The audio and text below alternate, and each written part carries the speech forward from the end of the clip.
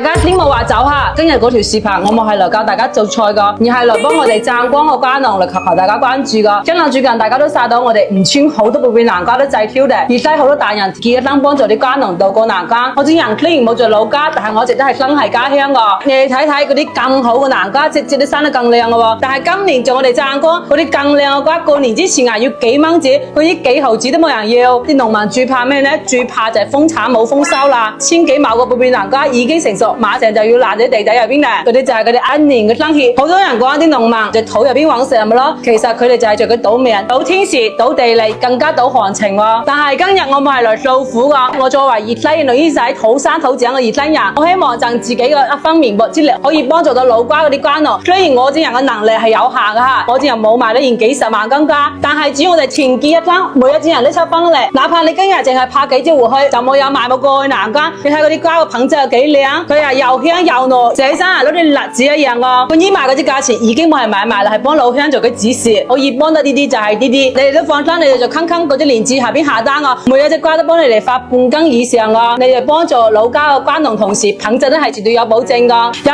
需要嘅朋友或者有渠道嘅老闆，可以直接點擊下邊嘅鏈接，或者係直接私信我助農。家鄉嘅貝貝南瓜需要你嘅助力，哪怕你係賣幾隻回去試一試下，或者係點隻免費嘅小心心，或者係轉發出去俾更加多人見到。我哋湛江人、吳村人團結一心，幫助家農渡過難關。